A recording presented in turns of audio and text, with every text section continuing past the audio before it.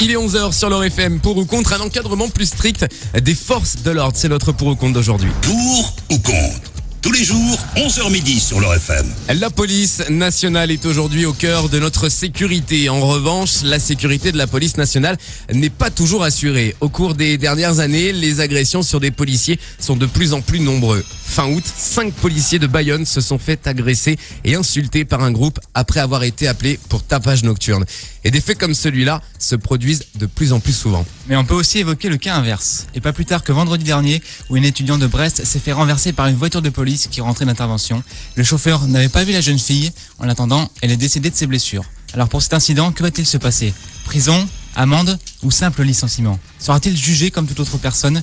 La question du droit des policiers devient récurrente. En tout cas, le gouvernement travaille sur ces questions. Mais maintenant, il faut des réponses. Il est 11h01, le pour ou contre d'aujourd'hui est donc lancé. Vous pouvez réagir bien sûr et nous donner votre avis. Deux moyens pour ça, les réseaux sociaux officiels l'Or FM sur Facebook et puis du côté du standard 03 82 21 04 04. En studio avec nous, deux invités aujourd'hui. Adeline Borella, avocate à Thionville. Bonjour maître. Il va falloir rapprocher le micro bien proche de votre bouche. Bonjour. Merci d'avoir accepté notre invitation. Également au studio avec nous, Fabrice Poli, secrétaire pour le zonage Est du syndicat Police Alliance. Merci également, monsieur Poli, d'avoir accepté notre invitation et bienvenue chez l'Or FM. Bonjour, tout le plaisir est pour moi. Alors aujourd'hui, vous l'avez entendu, on va parler de la police, on parlera également de la légitime défense. Nous allons faire un petit peu le point sur toutes les lois, ce que vous attendent, ce qui vous réserve si jamais vous êtes dans une situation de légitime défense et surtout à quel moment celle-ci entre en compte en face de la justice. Il y a pas mal de choses à raconter et le fait d'actualité, il y a deux faits d'actualité les plus chauds en ce moment. On va revenir dessus. On va commencer avec cette affaire à Nice. Maître, c'est à vous que je vais m'adresser aujourd'hui. Ce bijoutier qui s'est retrouvé dans une situation particulière, il était en train de se faire braquer par deux jeunes adolescents, parce que c'était des adolescents, il faut dire ce qui est. Et coup de feu, il y a eu, et décès également, il y a eu. Du coup, le bijoutier va passer devant la justice et apparemment, la légitime défense ne fonctionne pas. Alors, est-ce qu'on peut éclaircir un petit peu tout ça? Pourquoi, sur cette affaire-là, par exemple, ce bijoutier est en tort sur les faits? Alors, il faut savoir que la légitime défense est strictement définie par le code pénal. Pour qu'une personne puisse invoquer la légitime défense, puisque la légitime défense ne se présume pas, sauf dans des cas bien particuliers, il faut qu'elle soit confrontée à une atteinte injustifiée envers elle-même ou autrui. Il y a des conditions. L'atteinte doit être actuelle et imminente, l'attaque doit être injustifiée, et la riposte doit être nécessaire et mesurée. Dans le cas du bijoutier de Nice, avec les informations que nous avons actuellement, il semblerait que le bijoutier ait agi après l'attaque. Donc l'attaque était déjà terminée et il a porté des coups de feu après, alors que la personne qui venait de l'attaquer partait. Visiblement, d'après les éléments de l'enquête, le fuyard était de dos. C'est ce qui pose également un problème. Donc, la personne est de dos, à partir de ce moment-là, elle est en fuite, il n'y a plus de légitime défense. Et là où ça va jouer également, c'est sur les chefs d'inculpation, c'est comme ça qu'on dit si je dis pas de bêtises. On est sur un meurtre, mais volontaire, c'est bien ça? Alors, tout dépendra après de savoir s'il y a eu préméditation ou pas, et c'est le parquet qui, aux fonctions des éléments du dossier, déterminera la qualification juridique qui sera donnée à l'infraction. Donc homicide volontaire, homicide involontaire, c'est pas les mêmes peines, on est d'accord? Pas du tout. Donc du coup, c'est là-dessus que va se jouer un petit peu le procès, parce qu'homicide il y a eu, ça c'est sûr. Légitime défense, il n'y aura pas? Vraisemblablement. Ça, c'est l'enquête qui le déterminera. D'accord. Aujourd'hui, il n'y a pas que les particuliers. On va revenir un petit peu sur cette affaire, mais il n'y a pas que les particuliers qui sont également touchés par la légitime défense, et c'est encore plus complexe chez la police. C'est ce qu'on va voir avec vous, Fabrice Poli. Donc vous êtes le secrétaire pour le zonage Est du syndicat Policier Alliance. Aujourd'hui, c'est également compliqué pour les forces de l'ordre, cette notion de légitime défense. Oui, tout à fait, parce que dans un premier temps, il faut savoir que c'est l'article 122-5 du code pénal qui prévoit, on va dire, les cas de légitime défense. Donc, il n'existe à l'heure d'aujourd'hui aucun article de loi qui permette d'étendre, on va dire, la présomption de légitime défense pour les dépositaires de l'autorité publique, que ce soit policiers, gendarmes ou douaniers. Donc aujourd'hui, nous sommes, au regard de la loi, exactement au même niveau que le citoyen lambda.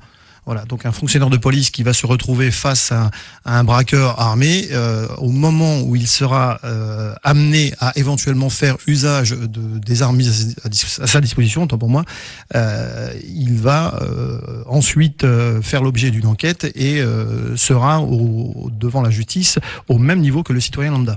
Alors, est-ce qu'aujourd'hui, au sein de la police, on a l'impression de pas être assez suivi par la justice? Est-ce qu'il faudrait peut-être élargir cette loi pour vous délier les mains si vous avez en ce moment, et je pense que c'est le ressenti un petit peu, d'avoir les mains liées avec cette loi, et du coup d'attendre le dernier moment qui peut malheureusement être fatal pour les forces de l'ordre? Écoutez, on a divers exemples qui illustrent bien la problématique des policiers. Je me souviens plus particulièrement de l'exemple de Bourges où une fonctionnaire de police a été tuée par un individu armé d'un sabre. Le fonctionnaire de police se retrouve à l'instant T dans une situation où il doit analyser ce qui va se produire. Il n'est pas formé à ça, psychologiquement parlant. Il n'a jamais été formé à ça. On a toute une série de formations pendant une scolarité de gardien de la paix. Malheureusement, le policier n'est pas formé à réagir à de l'événementiel. Il doit prendre sa décision en une fraction de seconde. Et bien souvent, ce temps de réaction représente, je veux dire, une issue dramatique, puisqu'on a de nombreux fonctionnaires de police qui sont morts parce qu'ils ont hésité à ouvrir le feu, par exemple. À Bourges, ce fut le cas. La fonctionnaire de police a hésité à utiliser son arme de service et malheureusement elle est décédée puisque l'individu l'a transpercé avec son sabre. C'est là où il y a sincèrement un réel problème, c'est qu'à partir du moment où en tant que force de l'ordre on doit se poser la question en très peu de temps, un laps de temps qui est petit, de se dire est-ce qu'il faut que je protège ma vie, mais attention, si jamais je survis et que la personne en face de moi ne survit pas, qu'est-ce qui va m'arriver? Et comment ça se passe un petit peu avec la police des polices, hein? La relation entre les fonctionnaires de police et justement la sûreté qui permet de gérer le bon fonctionnement de la police aujourd'hui. C'est quoi les rapports que vous avez avec eux? Bon, à l'heure d'aujourd'hui, ils sont fonctionnaires de police comme nous. La police de police, si vous faites référence à l'IGPN, Inspection Générale de la Police Nationale, ce sont des fonctionnaires de police qui sont chargés d'instruire des dossiers dans lesquels des policiers seraient mis en cause pour des actes manifestement illégaux. Voilà. Donc là, on a ce dispositif existait depuis très longtemps. Le problème que nous avons aujourd'hui, c'est que on a l'impression que le gouvernement a mis en place une mesure qui va être contre-productive. En l'espèce, cette mesure visant à ouvrir une plateforme en ligne pour les gens qui souhaiteraient dénoncer des agissements de certains fonctionnaires de police. Donc effectivement, ça a démarré depuis début septembre. Alors n'importe quel citoyen pourra désormais dénoncer des agissements de fonctionnaires de police via Internet. Bon, pour nous, c'est une mesure stigmatisante. Le syndicat Alliance Police Nationale dénonce cette mesure qui est stigmatisante, puisqu'aujourd'hui, avant de pouvoir retrouver un individu, quand bien même il s'identifierait sur Internet, avant de pouvoir l'identifier avec certitude, avant de pouvoir établir que les faits qui sont dénoncés sont réels, ça va prendre énormément de temps. Je donne un petit autre exemple. Le jeune étudiant qui avait menacé de commettre un carnage devant un lycée de Strasbourg, il a fallu 10 enquêteurs et 3 mois pour retrouver le jeune, alors qu'on pensait qu'à partir de l'adresse IP, ça serait tout simple de le retrouver. Voilà. Donc c'est bien la difficulté. Aujourd'hui, on risque d'avoir des dénonciations calomnieuses à l'égard des forces de police, ce qui pour nous est contre-productif en sens où les policiers seront totalement démotivés.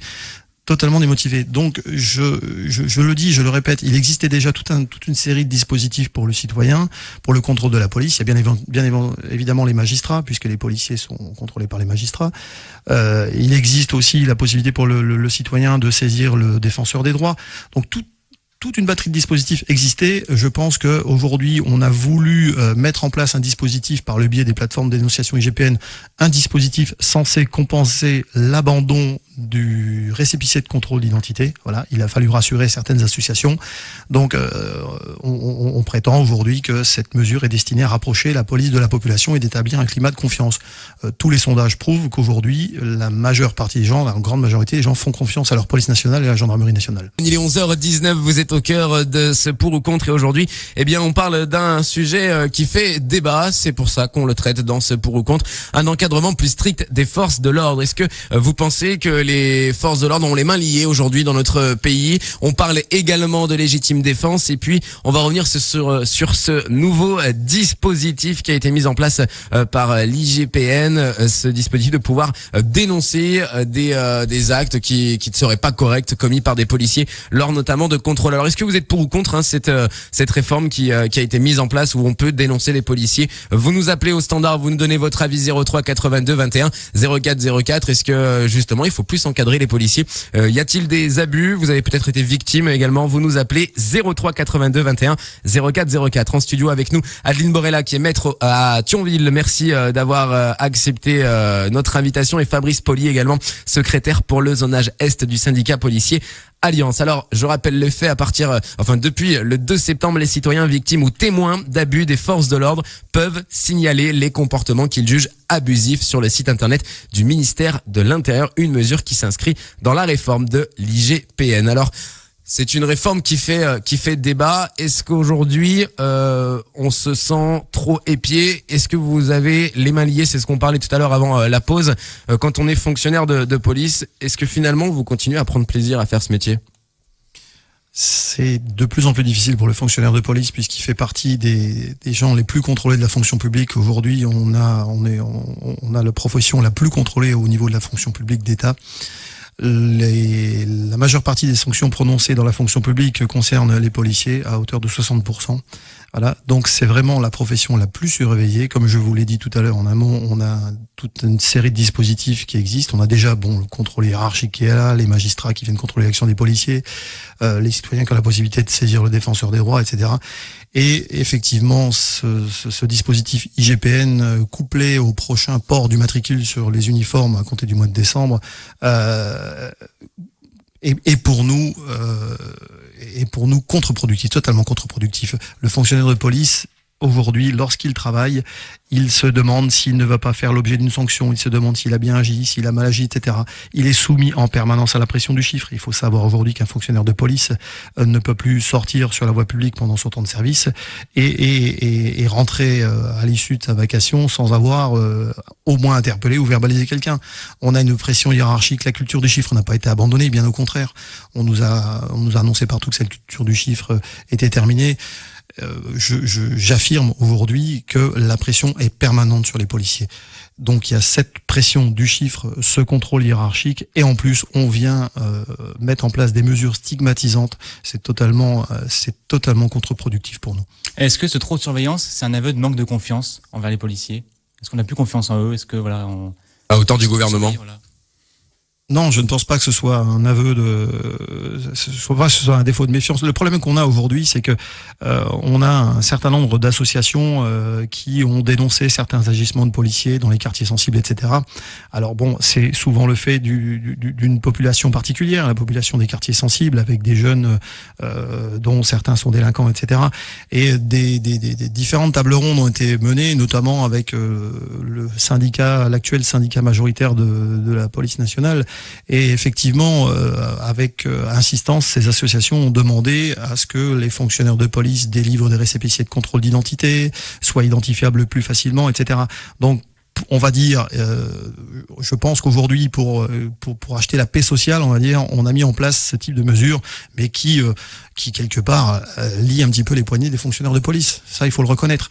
Et dans le sentiment actuel d'insécurité, je pense qu'il faut pas qu'on aille plus loin parce que sinon ça risque de devenir très rapidement la chienlit. Alors une déclaration de l'IGPN et plus particulièrement de Marie-France Monéger. L'IGPN reçoit chaque année 2700 déclarations de particuliers. Selon elle, le but du nouveau système est d'établir une typologie des manquements allégués et donc de ce que la population attend de la police. On se sent pas abandonné un petit peu dans ces moments-là? On se sent totalement abandonné. Aujourd'hui, le fonctionnaire de police se sent totalement abandonné. Puisque je dis, il est sous la pression constante du chiffre. Constamment, on lui demande de faire du chiffre. Il essaye d'exécuter ses missions du mieux possible. Il y a des carences de moyens terribles. Il faut savoir qu'aujourd'hui, les fonctionnaires de police sont bien souvent amenés à exécuter leur mission sans avoir les moyens pour. On a équipé par exemple des policiers. Vous parliez de légitime défense tout à l'heure. On a équipé les policiers, certains policiers, d'armes non létales. On a mis sur le marché des armes non létales. Vous imaginez qu'aujourd'hui, il y a des sénateurs qui ont déposé une proposition de loi pour supprimer ces armes non létales aux policiers. Est-ce que vous pouvez expliquer ce que c'est que ces armes non létales? Les armes non létales sont des armes qui sont censées neutraliser les individus sans les tuer. Voilà, donc taser par exemple. Voilà, au pistolet à impulsion électrique taser, je fais référence au flashball, etc. Donc ces armes-là sont des alternatives, on va dire, à l'utilisation d'armes létales telles que le pistolet automatique que tous les policiers possèdent. Et aujourd'hui, on a quand même des élus de ce pays qui disent non, c'est trop dangereux, il faut supprimer les flashballs, il faut supprimer les pistolets à impulsion électrique parce qu'il y a des risques d'électrocution, etc. On a quelques incidents qui ont soi-disant été constatés ça et là. Mais je dis, mais comment fait-on à se défendre aujourd'hui? Comment fait-on? Alors, il y a le contrôle, voilà, l'IGPN, le contrôle permanent. Il y a les moyens de défense qui manquent. On a aujourd'hui, je veux dire, certains dogmes qui font qu'on comment dirais-je, on doit mettre en place des mesures pour rassurer une certaine catégorie de population. Bon, moi, je dis stop, et je dis, et le citoyen, et la victime, que faisons-nous aujourd'hui pour les victimes? Je dis, on a plein de bonnes consciences dans notre pays qui sont aujourd'hui sur les ondes radio, dans les médias, etc., pour dénoncer les agissements de policiers, etc. Mais je dis, et les victimes? Que fait-on des victimes? Alors moi, je pose la question, je lance le débat. C'est ça le problème aussi, c'est qu'on parle souvent des policiers qui dérapent, mais malheureusement on parle pas assez des policiers qui sont aussi victimes de leur métier, de leur boulot. Maître, aujourd'hui on parle de cette nouvelle plateforme qui est mise en place par l'IGPN. Le problème c'est qu'on est quasiment sûr et certain, et je pense qu'on va être d'accord autour de cette table sur ce sujet, il va y avoir des dénonciations calomnieuses. Comment on va faire pour traiter ces informations? Il manque déjà des effectifs en France de police. Alors on va prendre des gars qui sont à la base sur le terrain pour nous protéger, les mettre derrière un bureau et lire des mails? Effectivement, ça va être très compliqué de faire la lumière sur les faits qui vont être dénoncés. Il est vrai qu'il y a un manque d'effectifs dans la police. Cependant, c'est un fait. De plus en plus de personnes viennent se plaindre du comportement des policiers. Alors ça peut être des insultes, des propos inappropriés utilisés par les policiers.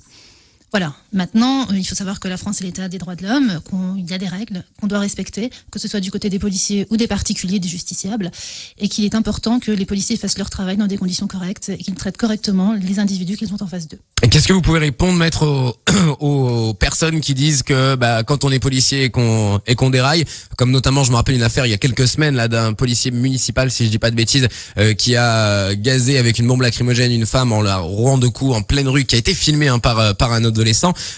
Beaucoup disent c'est un flic, le flic il va prendre une mise à pied et puis ce sera terminé. Est-ce que c'est vrai qu'aujourd'hui la justice est un peu trop clémente envers les forces de l'ordre? Non. Sincèrement, je ne pense pas que la justice soit clémente envers les forces de l'ordre. Simplement, un policier doit réagir très rapidement. Alors, il est vrai qu'il doit être formé pour ça. Simplement, la formation est peut-être insuffisante. Et c'est très compliqué pour eux d'exercer leur métier. Alors c'est compliqué, mais là sur cette vidéo, je prends l'exemple de cette vidéo, ça m'a quand même frappé, même si moi je dénonce personnellement que les policiers manquent certainement de moyens en France, mais là je suis désolé, c'est de la bavure pure et dure. Ça arrive.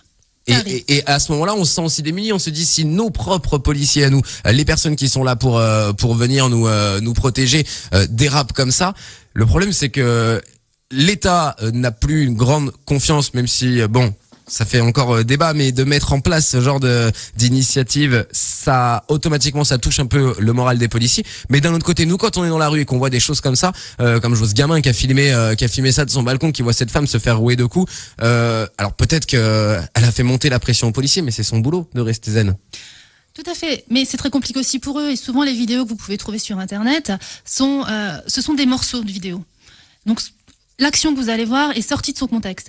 Alors oui, effectivement, du coup, en voyant cette petite partie d'image, on va dire effectivement le policier dérape. Simplement, il faudrait voir l'intégralité de la vidéo. Et c'est à ce moment-là, des fois, qu'on peut se rendre compte que finalement, c'est le policier qui s'est fait agresser à la base en début de vidéo, et que ça a été monté, découpé et sorti de son contexte.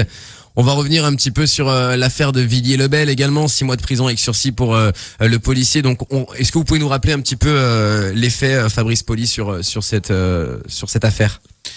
L'effet Villiers-le-Bel, c'est extrêmement banal. C'est ce qui se produit très régulièrement, on va dire, dans les quartiers sensibles, dans les banlieues, etc. Deux jeunes circulent sur une motocyclette au mépris de toutes les règles de sécurité. Ils n'ont pas de casque, pas d'éclairage. Et soudainement, ils refusent la priorité à un véhicule de police qui était en patrouille et qui, effectivement, les expertises l'attesteront, est légèrement au-dessus de la vitesse autorisée. Voilà. À partir de là, les jeunes, malheureusement, décèdent des suites de leurs blessures et s'ensuivent les émeutes dont on a tant parlé en France, etc. Bon. Aujourd'hui, on a une condamnation d'un fonctionnaire de police qui, pour nous, est scandaleuse. C'est un regrettable accident de la circulation. Le fonctionnaire de police n'a pas commis un acte positif, on va dire, pour aller percuter la motocyclette. C'est la motocyclette qui est venue chercher le véhicule de police, d'accord? Quand bien même il était légèrement au-dessus de la vitesse. Je dis, condamner un fonctionnaire de la police nationale à 6 mois d'emprisonnement avec sursis, c'est pour nous scandaleux. Alors il faut juste remettre les choses dans le contexte, c'est qu'il n'y avait pas de sirène, de gyrophare sur la voiture de police, apparemment pas en intervention à ce moment-là. Maître, moi demain il m'arrive exactement la même chose, c'est-à-dire que je suis à un croisement, j'ai la priorité, je suis à 64 km/h, un scooter vient, les 2 passagers se tuent, qu'est-ce que je risque moi? Exactement la même chose que le policier qui a été condamné. Donc, vraisemblablement, vous serez poursuivi pour homicide involontaire comme le policier et vous encourez une peine théorique de 5 ans d'emprisonnement. Mais c'est aberrant parce qu'aujourd'hui, c'est pas moi qui crée l'accident. Alors oui, certes, je suis au-dessus. Donc, on est condamné à cette peine-là, non pas pour s'être fait griller la priorité, c'est juste pour avoir circulé 10 km/h au-dessus. Alors, c'est une question très compliquée. Les poursuites relèvent de l'appréciation du ministère public, donc du procureur de la République. C'est lui qui a choisi cette qualification, homicide involontaire, concernant ce policier-là. En fonction du magistrat que vous aurez en face de vous, il pourra choisir une autre qualification. Il y a ça aussi, le problème, c'est que c'est jamais la même chose par rapport au magistrat qu'on va avoir en face. Mais aujourd'hui, en France, moi, je me fais contrôler par la police nationale à 64 km/h. Je perds 1 point sur mon permis, si je dis pas de bêtises, et 90 € d'amende. Je crois qu'on est dans ces choses-là. À peu près, hein. Là, c'est exactement la même amende, on est d'accord. Enfin, c'est le même fait en lui-même, hein. Cette personne roulée à 64 km/h dans une voiture, elle est prioritaire, elle est en excès de vitesse. Et là, on prend 5 ans d'emprisonnement, enfin, 6 mois d'emprisonnement avec sursis. Est-ce que là, il n'y a pas aussi des incohérences au niveau de la justice? Est-ce que vous avez la possibilité d'affirmer aujourd'hui qu'il faudrait revoir ces lois-là, parce qu'au final, c'est de l'aberration totale? Tout à fait. Tout à fait. Il faut quand même savoir que dans ce dossier de Villiers-le-Bel, le procureur de la République avait demandé implicitement la relaxe. Donc il avait demandé à ce que le policier ne soit pas condamné. Et pourtant, le tribunal en a décidé autrement. c'est comme l'affaire également, on va arrêter de revenir un peu trop en arrière parce que vous l'avez dit, il y en a énormément d'effets. L'affaire également qui avait frappé la fin des années 2000 avec ces semaines et ces semaines d'émeutes avec cette histoire de Transformers. Est-ce qu'au final,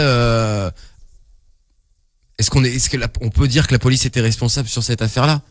C'est pas la police qui a poussé ces jeunes, malheureusement, qui sont décédés aujourd'hui dans ce transformateur. Alors ça aussi, ça a fait un grand débat. Est-ce que vous vous êtes senti soutenu à cette période-là par le gouvernement en tant que fonctionnaire de police et automatiquement donc de syndicat? Tout le problème vient de l'émotion causée par ce type d'événement. Vous avez aujourd'hui effectivement, si on fait référence à cette affaire du transformateur, vous avez de jeunes qui décèdent dans des conditions dramatiques. Effectivement, ce ne sont pas les policiers qui les ont poussés et enfermés dans le transformateur. Voilà, malheureusement. Derrière ceci, il y a effectivement une hypermédiatisation de l'événement. Et il faut absolument essayer d'éteindre l'incendie. Donc, nous avons l'intime conviction, comme dans le cas d'ailleurs de Villiers-le-Bel de l'accident de moto, nous avons l'intime conviction que par moment, certains jugements peuvent être rendus pour calmer un peu l'opinion, pour essayer de faire en sorte que les parties considérées comme parties civiles soient finalement calmées par le jugement qui aura été rendu. Voilà, on essaye d'acheter un peu la paix sociale. Alors effectivement, je regrette tous ces incidents, je regrette tous ces jeunes là qui effectivement décèdent. Malheureusement, ce n'est pas le fait de la police, ce n'est pas le fait de la police ou de la gendarmerie ou quiconque d'autre. Voilà, il y a aujourd'hui des règles. En France, nous avons des règles qui sont établies. Les libertés publiques font que pour que tout le monde vive en paix, la liberté des uns s'arrête là où commence celle des autres, d'accord? Donc nous sommes obligés de vivre avec des règles. Aujourd'hui, certaines personnes enfreignent les règles et malheureusement, il faut trouver l'équilibre. C'est extrêmement compliqué, et pour la police et pour la justice. Le problème, c'est que tous autour de cette table, enfin, je pense, en préparant l'émission, on a pu le voir, ça va vous faire un petit peu grincer des dents, mais malheureusement, il faut qu'on en parle également. On a tous, un moment ou un autre, été victimes d'un peu de zèle de la police nationale ou de la gendarmerie. Pas au même niveau, pas à la même échelle, mais sur un contrôle routier, notamment par exemple. Il y a des fois aussi où on se sent impuissant, on ne peut rien dire parce qu'on sait très bien que si on surenrichit, si on enchérit par-dessus, eh ben ça va être encore plus compliqué. J'en ai fait les frais moi-même, hein, je vous le dis honnêtement. J'ai vécu à Lyon et j'ai eu le malheur un jour de dire pendant un contrôle que j'étais fatigué, qu'il était 5h du mat, que bah voilà, j'avais pas bu d'alcool, donc si on voulait me faire un contrôle d'alcoolémie, qu'on me le fasse mais qu'on me laisse rentrer chez moi, je devais travailler. Eh ben, j'ai passé 3/4 d'heure avec eux au bord de la route. Est-ce qu'il y a des fois aussi où il faudrait pas écarter parce que des gens sont là pour faire leur métier, et ça je suis totalement d'accord avec vous, je vous le dis, j'en suis conscient, mais des fois il y a aussi des éléments perturbateurs même dans les forces de l'ordre. Non, on ne nie pas qu'effectivement il y a peut-être très occasionnellement des comportements. C'est pas peut-être. Ça peut arriver. Ça peut arriver. Maintenant, comme je vous l'ai dit précédemment, n'oublions pas non plus qu'aujourd'hui un fonctionnaire de police est soumis à cette pression du chiffre. Et j'insiste très lourdement sur la pression du chiffre. Je vais faire référence à ce que je voyais dernièrement à Metz, notamment où au niveau de l'hôtel de police de Metz, on a quand même des fonctionnaires de police qui, au cours de leur prise de connaissance de leur notation annuelle, se sont vus reprocher de ne pas utiliser suffisamment le terminal de procès-verbaux électronique. C'est-à-dire qu'en gros, aux demandes aux policiers qui est en brigade de roulement, qui traite les interventions police-secours, et Dieu sait s'il y en a. Alors, quand je dis traiter une intervention police-secours, c'est aussi bien intervenir en assistance des sapeurs-pompiers pour une fuite d'eau, aller intervenir sur une bagarre, intervenir sur un différend familial où il y a eu des violences à l'égard des conjoints. On passe véritablement d'une situation à une autre dans un temps record. Vous avez le fonctionnaire de police qui est sur la voie publique, il a été préparé, il n'a pas été préparé, pardon, puisque on lui a donné un enseignement théorique, d'accord. Il n'en demeure pas moins que les policiers sont des hommes et des femmes, d'accord, qui, comme vous et moi, ont leur vie de famille, rentrent à la maison, etc.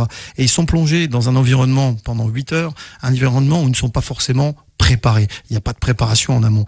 Et vous avez effectivement, en plus de ça, cette pression du chiffre qui devient insoutenable, cette pression du chiffre avec une baisse des moyens, parce que les moyens sont contraints, qui fait qu'aujourd'hui, on peut éventuellement assister à certains excès de zèle, mais c'est très occasionnel. Qui est-ce qui impose cette politique des chiffres ?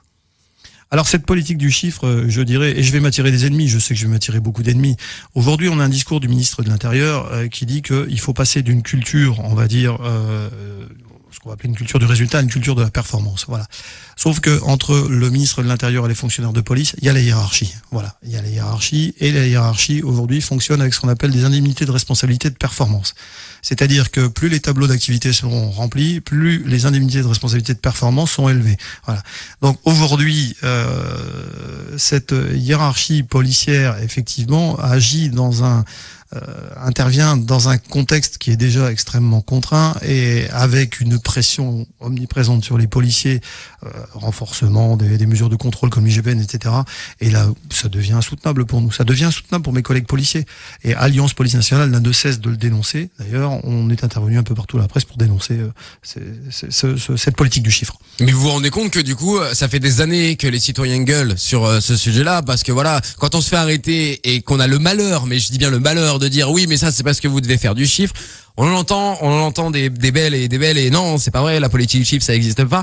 Mais à partir du moment où même un des premiers, le plus gros syndicat de la police, je crois, si je dis pas de bêtises, Alliance, vous allez me confirmer. C'est le deuxième syndicat de gardiens de la paix. Le premier syndicat étant syndicat unité police. Voilà. Est-ce que au jour d'aujourd'hui, alors du coup, c'est un peu plus simple de comprendre le ras-le-bol des gens aussi, et certains estiment que notamment ce site qui a été mis en place par l'IGPN, finalement, il est là et il va servir parce que on a des abus et on se sent condamné pour peut-être pas grand-chose, mais vous l'avez dit tout à l'heure, il y a des lois et il faut les respecter. Écoutez, je reprends encore un autre exemple, je dis la réforme pénale proposée par Madame le garde des Sceaux.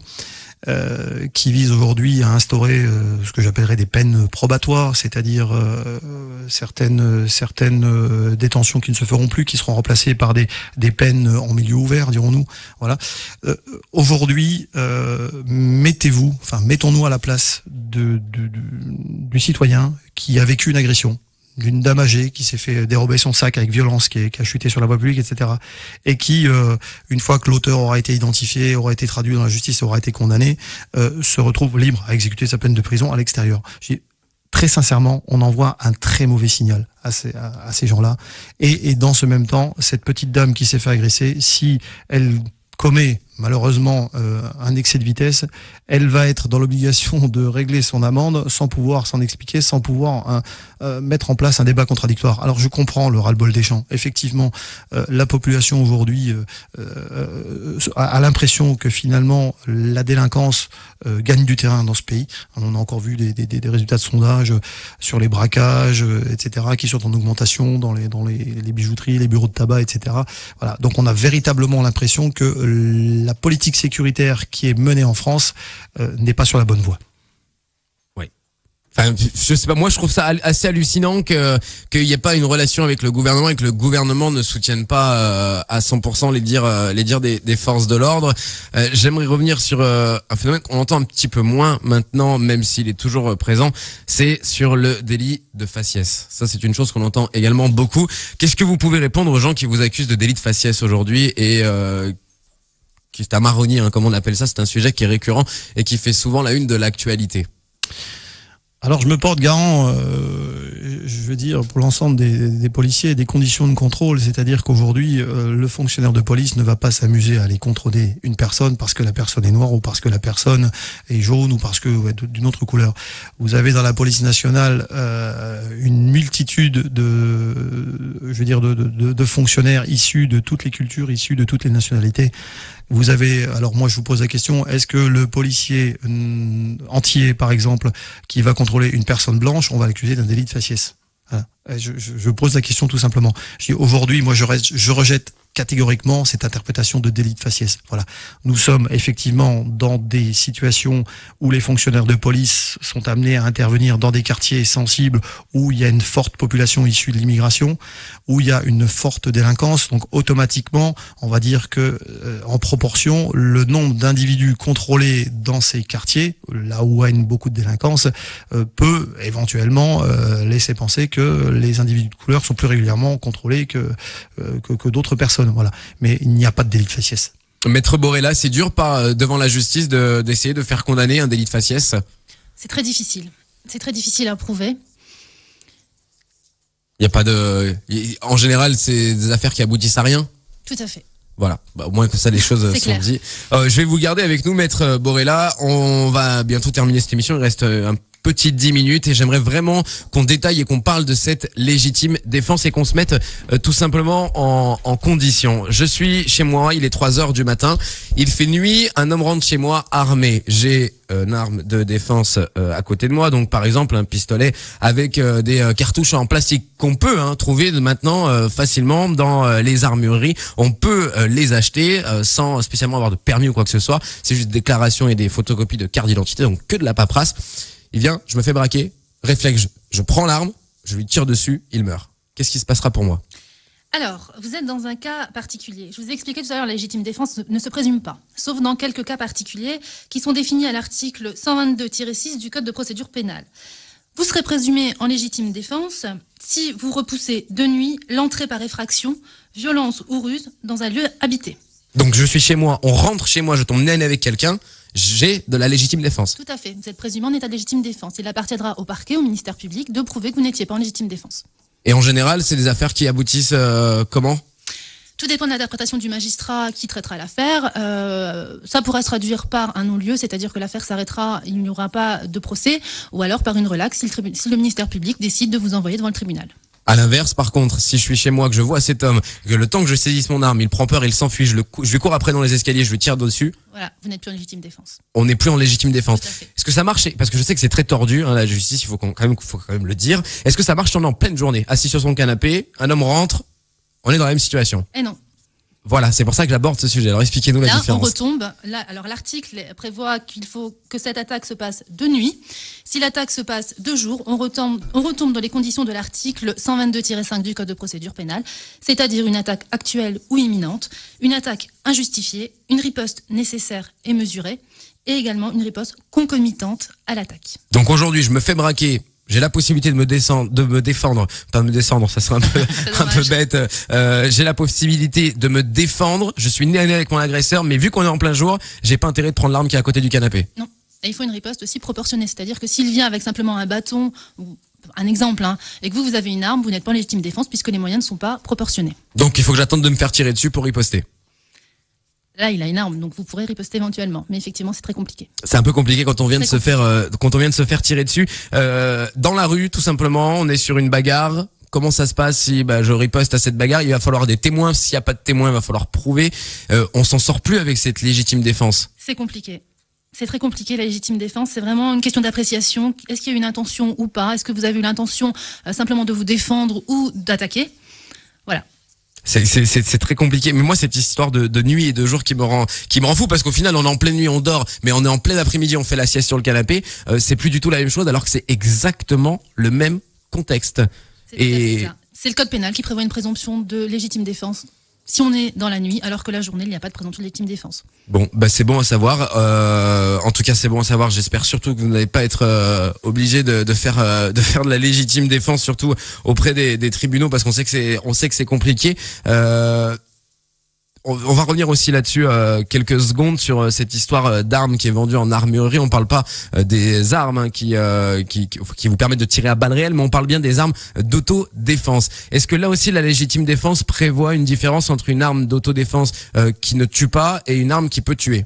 Non, il n'y a aucune distinction qui est faite. Même si on n'est pas autorisé à avoir une arme chez soi, si on a une arme à feu qui vous permet de tuer quelqu'un, que vous le tuez en pleine nuit pour légitime défense, vous aurez le droit à votre non-lieu.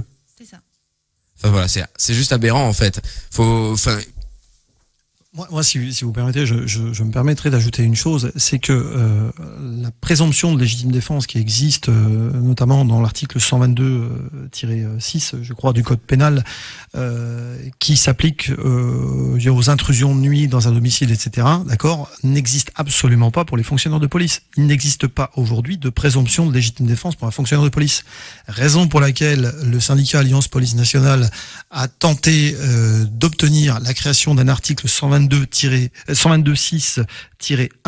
justement pour prévoir cette présomption de légitime défense pour les policiers, gendarmes et douaniers qui seraient amenés à utiliser leurs armes pour faire cesser une agression imminente. Effectivement, combien de représentants des forces de l'ordre se trouvent en situation de menace, d'accord, et n'ont pas la possibilité aujourd'hui d'utiliser leurs armes parce que derrière la présomption de légitime défense n'existe pas pour le policier. Elle n'existe pas. C'est-à-dire que le policier, en une fraction de seconde, il doit pouvoir analyser la situation et puis pouvoir y répondre. Et c'est quasiment de l'impossible. Donc il manque de couverture au niveau de la justice pour les policiers. Tout à fait, il manque une couverture. Il nous faudrait absolument que nous soyons protégés, que les policiers et gendarmes soient protégés par une présomption de légitime défense dans le cas d'utilisation d'armes sur une action violente. Sur les réseaux sociaux et par SMS, on nous demande, pour revenir sur cette affaire de nuit, si la personne qui s'introduit chez vous n'est pas armée et juste là pour commettre un vol ou un cambriolage, est-ce que si on se défend et qu'il arrive quelque chose à cette personne, on est toujours dans cette présomption de légitime défense? On est toujours dans cette présomption de légitime défense.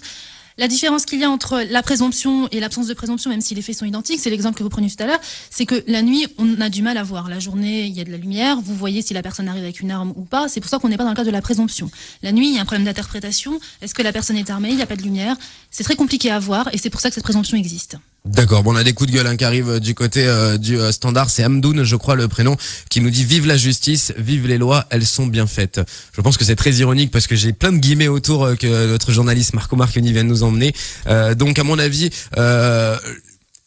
il faudrait, je pense, peut-être, vous allez pouvoir me le dire, maître, et vous en tant que représentant syndicat, est-ce qu'il faudrait pas faire une grosse réforme sur ce chapitre-là et sur la légitime défense et sur la couverture judiciaire pour les policiers? Est-ce que c'est pas une demande? Si demain je vous propose de dîner avec François Hollande, Madame Taubira et le chef du gouvernement autour de la table, est-ce qu'on pourrait pas tout simplement voir pour régler ces soucis-là à travers une réforme sur la justice, même si la dernière qu'elle a fait un peu débat?